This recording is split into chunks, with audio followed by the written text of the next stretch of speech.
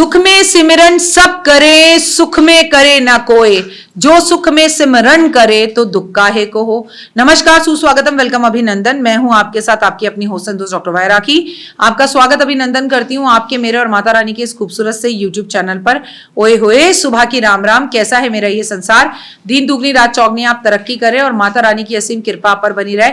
Life में कभी किसी चीज की कोई कमी ना हो, आप दिन दुगनी रात चौगनी तरक्की करते हुए बढ़े। आज आपसे बात करेंगे आपके बिस्तर के बारे में। क्या आपको हर्निया की प्रॉब्लम है? क्या आपको पाइल्स की प्रॉब्लम है? क्या आपको कब्ज की प्रॉब्लम है? कॉन्स्टिपेशन की प्रॉब्लम है? क्या आपको एसिडिटी की प्रॉब्लम है? क्या आपका पेट दर्द रहता है? क्या आप दिन पे दिन मोटे होते जा रहे हैं? इन सब का कनेक्शन आपके घर के बिस्तर से है। आइए इस वीडियो को अंत तक जरूर देखिए। फिलहाल सबसे पहले बिलीव इन कर्मा।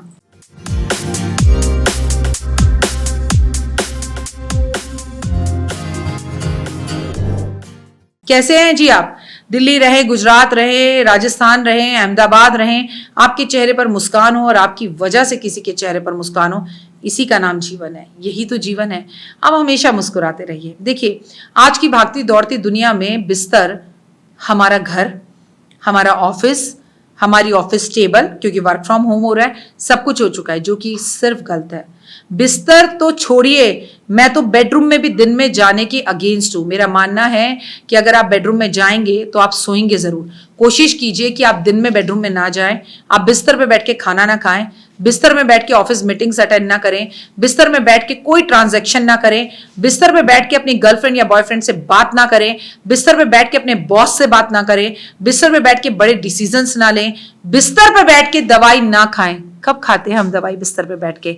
जब हम अस्पताल में होते हैं। जब हम अपने घर में बिस्तर पे बैठ के दवाई खाना शुरू करते हैं तो हम बीमार हो जाते हैं। सबसे पहला नियम, पानी जब भी पिएं बैठकर पिएं। खड़े होकर पानी पीने से बीमारियां लगती हैं। कोशिश कीजिए कि आप बिस्तर की चद्दर रोज बदलें। बिस्तर पे काले नीले रंग की चद्दर ना बिछाएं। आपके कमरे में काले नीले रंग के पर्दे ना हो। आपको अगर एसिडिटी ज्यादा हो रही है तो अपने कमरे में पीले रंग की चद्दर या पीला तौलिया इस्तेमाल करना थोड़ा कम करिए। आपके बिस्तर के नीचे कभी झूठे बर्तन, जूते, चप्पलें नहीं होने चाहिए। आपके घर के गद्दों को सर्दी आने पर धूप लगनी चाहिए, गर्मी आने पर धूप लगनी चाहिए, यानी कि सर्दी गर्मी में धूप जरूर लगनी चाहिए। ये छोटे छोटे उपाय आपकी जिंदगी बदल देंगे। फिलहाल मुझे दीजिए इजाजत, अपना और अपनों का रखिए खास ख्याल। लेकिन एक बात जरूर कहना चाहूंगी कि अगर जिंदगी में आगे बढ़ना है तो एक बात हमेशा समझना कि लाइफ बहुत खूबसूरत है, लेकिन बिस्तर पर बिठाने के लिए नहीं है।